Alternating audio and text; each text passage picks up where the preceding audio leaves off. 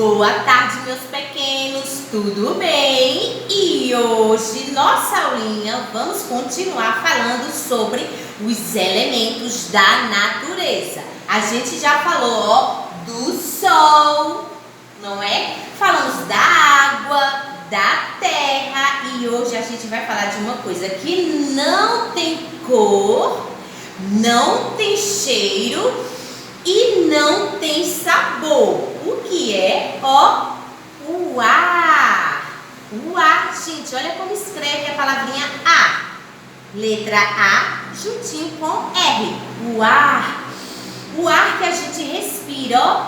Então o ar, ó, a gente respira o ar e ele não tem cheiro, não tem cor e não tem sabor, mas é importantíssimo para a nossa sobrevivência, porque ó, se a gente não respira, a gente não vive, não é? Então é importantíssimo porque é para a nossa sobrevivência dos animais, das plantas, porque as plantas também respiram, então as plantas também precisam do ar. E ó, a gente não vê o ar, mas a gente sabe que ele existe quando a gente ó, respira, quando a gente ó, pega um balão e a pipa. Um balão e a pipa, quando a gente solta, o que acontece? Eles ó, começam a voar. A pipa também, ó. Por que a pipa ela voa? Porque o ar ajuda ela ó, a voar. Então, ó, a tia falou que o ar, ele não tem cheiro, não tem cor e não tem sabor. E a gente não enxerga.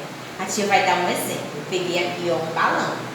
O que é que a gente precisa para encher o balão? De quê? De ar, ó. Então, ó, a tia vai soprar, a tia vai encher a bola de ar e ela vai o quê, ó? Crescer. Vamos lá?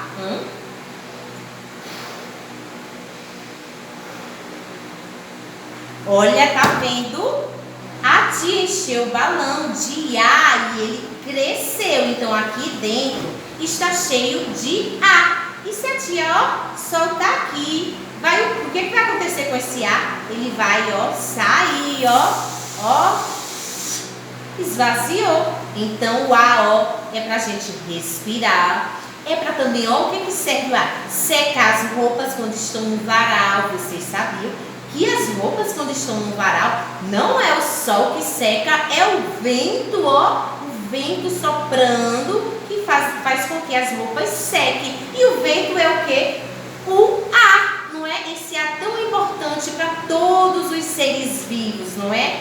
Que serve, ó, pra gente respirar. E como é bom respirar, não é? Então, ó, mais um elemento da natureza importantíssimo para todos os seres vivos, para todo o planeta. Então, ó, beijinho e a gente vai fazer uma tarefinha lá no grupo. Beijo!